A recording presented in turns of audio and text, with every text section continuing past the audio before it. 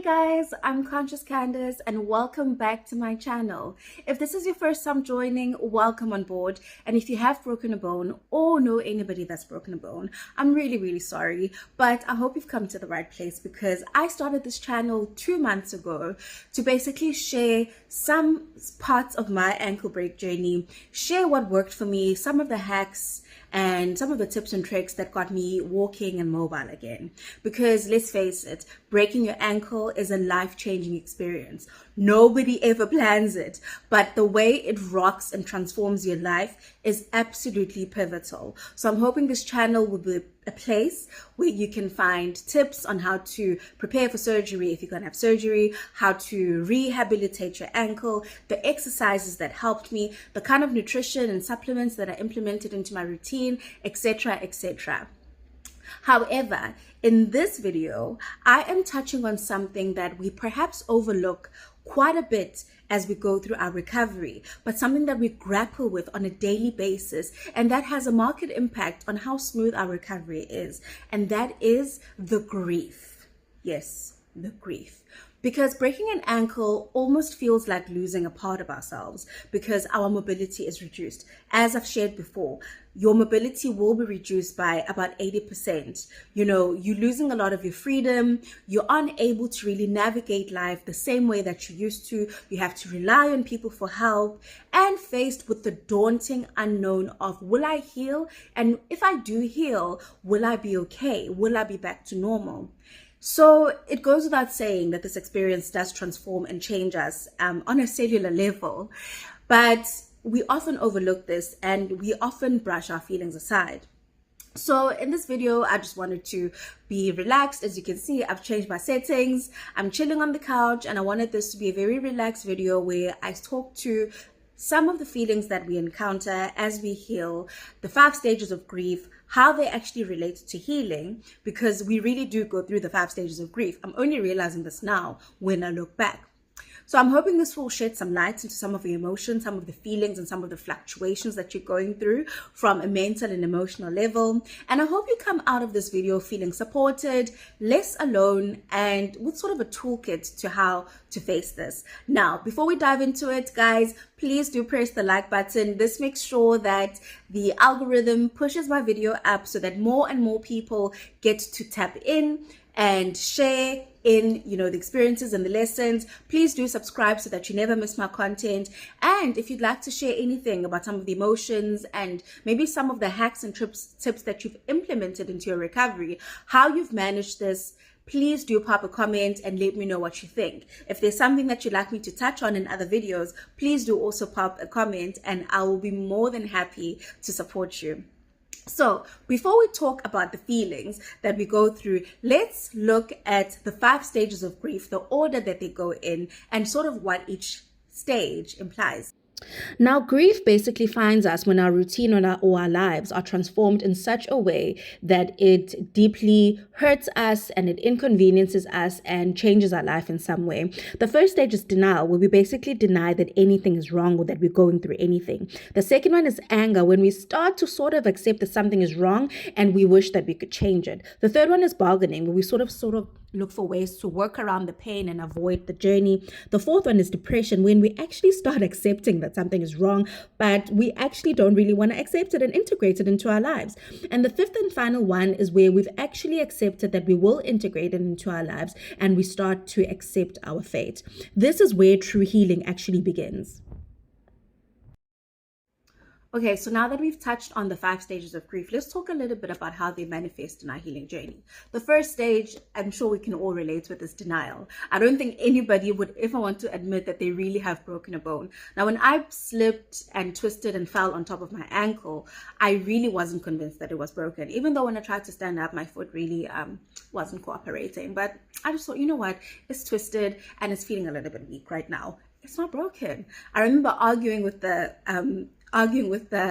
doctors and claiming that my ankle is not broken, until the doctor basically showed me my x-rays and said, your ankle is broken. It's broken really badly and you're going to need surgery. It's scary, right? Nobody really wants to admit that. The second stage that we go through is obviously anger. You feel like, I'm a klutz, I'm clumsy. How could I? What if I was just a little bit careful? What if I watched where I was going? What if I didn't slip on that piece of snow? All those things where you're trying to rewind desperately. If you had a time machine and you could rewind back, you would do so immediately. That is a natural stage. If you're sitting there beating yourself up and you're wondering, why am I so hard on myself? Why can't I just let this go? I'm here to tell you that is normal. I beat up myself for days and sometimes even weeks on end because I just really wanted, to rewind, go back and maybe not slip, as if anybody can control accidents. And the more I thought about it, the more I did research and started, reading about other people's experiences as well, the more I had to accept that accidents do happen. What is an accident? It is an event that is unforeseen and that may have really, really bad circumstances or repercussions, rather. It is an accident. Breaking your ankle is an accident. Nobody goes out there planning, strategizing that today is the day I'm going to break this ankle, okay? And if you did, no, do you. I'm not here to judge you, okay? I'm here to talk to the people that didn't plan this. So I think that's the second thing that you just need to accept is, one, the shock is normal. You don't want to accept it. And two, once it really starts sinking in, it's normal to be angry at yourself. But then it's also important to start managing your emotions so that you can start pivoting and focusing on really recovering and how to support your body. Now, the third stage being bargaining, thinking about maybe I can fast track the progress. Maybe if I don't listen to my surgeon and push and put weight on my foot, maybe I'll be okay. Now, this is a dangerous stage, especially if you've had surgery or if you've been put on a non-weight bearing routine and you think maybe I can find a shortcut. I'm here to say that is normal. Those intrusive thoughts will come, but do not listen to them because it is part of the healing journey. It is part of your emotions. It is normal. Go back to basics. Now, one of the things that really helped me was basically watching a video that outlined the stages of bone healing. And when I watched that video and I looked at the timelines, it really gave me comfort to say, even if I wanted to take a shortcut, even if for a moment I thought maybe my surgeon is mistaken, do I really need to be in WB for 6 weeks? Maybe he's wrong. Really looking at the science of bone healing helped me to relax and understand that there are no shortcuts. And the thing about an ankle break or an ankle fracture is that this is a part of your body that takes a lot of your weight and it enables a lot of your mobility and it affects the rest of your skeletal system. It affects your hips, it affects your back and many, many other parts of your body. So to ensure that the rest of your body is actually okay, it is important to respect your healing journey. Now, the fourth stage is depression. This is the toughest part, especially in the first few weeks when you are 80% horizontal, not moving around, to start feeling sad. Now, what I can say, when you get to the stage, nourish your mind. Obviously, you are bored. Your mind is idle and it starts going wild and you start, thinking the craziest things. I'll never walk again, etc., etc., etc.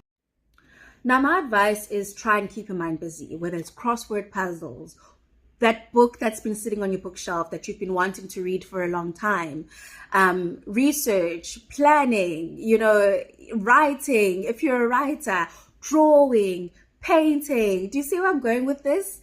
Keep that mind busy because it's very easy to slump into a depressive episode. It is part of the stages of grief, especially when the days are going, you're on NWB for a couple of weeks and you just don't see the wood for the trees and you cannot see the light at the end of the tunnel. Keep that mind occupied. Go back to basics. Read a little bit about how, your bone heals week on week so that you understand what is happening at a cellular level. That is also very important. Have a routine in place. Wake up in the morning, have something healthy to eat, etc., etc., etc. This is very important. There are so many videos on YouTube that talk about ankle breaks. That's one of the things that really helped me as well. Just listening to other people, watching their journey, I found it really comforting. And it's one of the reasons why I wanted to share some insights from my journey as well. Because I don't know who's sitting there, laying on their bed, foot propped up in elevation, nose to toe, remember, and they're watching a video and they want to just see a flicker of light that I'm going to be okay. And if there's one thing you take away from this video, let me just say, you are going to be okay. Okay? Now, the last stage, acceptance. This is where you realize, you know what, this is it. This is where I am. If you're a hyper independent person, this is the stage where you start realizing, you know what, I can't say no to help anymore. If somebody's holding the door for you, I remember at one stage somebody was holding the door for me. I knew that I wasn't going to be able to grab that door for myself. And I just said to her, no, it's fine. You can leave it. Girl, you're in crutches. Leave it for once. And she literally stood there. She's like, it's okay, girl, just come. And at that stage you realize, you know what, I do need the help. Even if I'm hyper independent and I'm the kind of person who's always helping others, this is a time for me to be on the receiving end, which is really, really hard. But it's such a beautiful part of the healing journey, because this is where everything comes full circle and you really solidify your healing, the stage of acceptance, right? So let's talk a little bit about, what happens at the stage of acceptance, because there's a whole lot of other things that this stage can also bring up. Now, for me, I found it absolutely amazing how kind, how helpful, how compassionate people were. This injury cracked my heart open. I say this all the time. And it's one of the reasons why I started my channel, because I wanted to find a way to reach out and help other people and basically share the love. Because the amount of love, the amount of support, the amount of compassion that I received while I was recovering absolutely blew me away. So that's one of the most beautiful things, is that you'll realize that people do care. Even if people stare when you're out in public, most of the time it's from a place, one, of compassion, and two, probably a place of connection as well. Because one thing I realized is how many people had actually broken or fractured their ankles. Once they started seeing me in crutches or a moon boot, they actually came up to me and told me about their experiences. So also don't let that get to you, because it is an injury that is very public. People are going to see that you've hurt yourself, and it makes you quite vulnerable. But what I also want to speak to is sort of the flip side of that vulnerability, because I've heard of a lot of stories, of people saying it also cracked open, their vulnerability on the flip side, where people that they expected to help them and support them were not necessarily there. And I'm here to say you're not alone. It is absolutely normal to go through that. Now, people deal with accidents and, these sort of life-changing events differently, because breaking your ankle is a life-changing event. And sometimes you may find that someone who you thought maybe would support you ordinarily doesn't support you through this journey. It is normal. And I'm here to say that happens for a variety of reasons, right? One, people meet us as deeply as they've met themselves. People show us as much compassion as they really show themselves, right? Because if somebody doesn't have a lot of compassion and understanding for themselves, it's going to be very hard for them to empathize, right? It's all part of EQ. So that's one of the things that you'll realize as well in this journey. And I want to say that you are not abnormal, and you are not silly, and you are not a burden. If there's anything else that you take out of this, is to understand that you are not a burden. This injury makes you vulnerable. You lose your mobility. At least 80% of your mobility is gone, and you need aids to support you. And I want to tell you that doesn't make you a burden, and it doesn't make you abnormal. Now, sometimes if you're the type of person who's hyper independent, you're a mom, you're holding the household together, this injury will need you to step down. You're going to have to step down. It's a temporary demotion, okay? You're going to step back up again. But if you don't step down and you don't support yourself and you don't start putting boundaries in place, you will never be able to step back up again. Because if you don't support your body in the recovery, how on earth are you going to recover back to, an acceptable stage for you to actually resume your duties of being mama bear and superwoman? So if you are superwoman, superman, superboy, supergirl out there, I'm here to say, take that temporary demotion, okay, to ensure that you recover properly. You are not a burden. Try and put the cape aside and also start training your loved ones to realize that you are human. Because if there's one thing this journey will show you, is that, girl, you are human. Oh boy, you are human, okay? So another thing that I just want to talk about is the grief, because the grief does come in waves. And there were instances when I started walking. I remember I read something about, you will encounter the most hurdles and, the most scariest part of your healing when you actually start walking. And you may even experience the most pain when you start walking. And I'm here to say, if you are preparing for that and you haven't reached that stage yet, I'm here to tell you that this is a stage where the grief really, really comes in waves. Because there are days when you'll start walking again and you feel a little stiffness, or especially if you've got hardware, RF, you will get that stiffness, and it will get some bad sometimes when the weather is bad, but we'll touch on that another day. And there may be times where you feel new pain in your leg, in your foot, and you may start thinking that, oh my gosh, is something else broken? You know, am I not healing? I'm here to say that the grief does come in waves, and you need to understand that sometimes as your ligaments are awakening, as the soft tissue is healing, and soft tissue takes a longer time to heal than bone, you may start to feel like, maybe I'm not healing, maybe I'm regressing. And I'm here to say that you are not regressing. So also ride the waves and remember how far you've come. Remember a few weeks ago when you couldn't even stand on that foot? Now you're standing on that foot. Now the muscles are waking up, and some of them are still half asleep, okay? So give them time.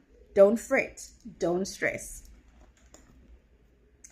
So what can we do when the grief comes? Focus on the basics. I've included some of the links in the description box. Nutrition is an absolute pivotal building block in your healing. Focus on nutrition, putting the right things in your body. Stay away from things that will stress your body, like smoking and drinking alcohol and eating too many sweets. We'll see those once we start walking, right? I had to drop them for a while. And, you know, I'm having a little bit of them now. You know, I'm living a little bit. But focus on nourishing your body. Focus on educating yourself, understanding what's happening at a cellular level. Rest. Like I said, you are human. Put the cape aside. Take the temporary demotion, you know, take the vacation, ask for the help, be vulnerable, and really dive into that. Move gently. Stretching is very, very important. It really helps the recovery, especially once you start walking smooth. I've included links to one of my videos there as well. Focus on stretching, being gentle on your foot. If you find that you're trying to curl your toes and your toes don't want to curl, because they will do that, massage your foot. Be gentle on yourself. You are rehabilitating. So if there's anything this journey has taught me, is that it's very emotional, and we tend to overlook the emotions, and we tend to think that maybe we're being silly, we're being soft for feeling these feelings. And I'm here to tell you that those feelings are normal. And I'm here to tell you that it is normal, and there are mechanisms and things that you can put in place to support yourself. Now, I wish you the best in your healing journey, and I'm here to tell you that you are not broken. You are rebuilding yourself, and you are rebuilding a much stronger, resilient version of yourself than before this. And let me remind you that even when it feels like your body is doing nothing, or that you are doing nothing, your body is hard at work. Remember that your body is wired for survival. It is wired for healing. That's why instantly when you break your ankle, there is inflammation at the injury site, because your body is sending cells to repair. Immediately after your bone breaks, it starts producing collagen and bone tissue to repair the bone. Your body is hard at work. Do the best that you can to support it by being gentle on yourself and flowing in the journey, flowing with your emotions, asking for help, accepting it when it is given to you, and nourishing and respecting your recovery. I wish you all the best in your healing. Please do pop in the comments if you've got anything that you'd like to share. Please do press the like button, and don't forget to subscribe so that you never miss my content. If you'd like to share this with somebody that might find it beneficial, please do so. You don't know how it may change their lives. I wish you the very best, and please do stay in touch. Let me know your thoughts. Is there anything else you'd like to share? Cheers.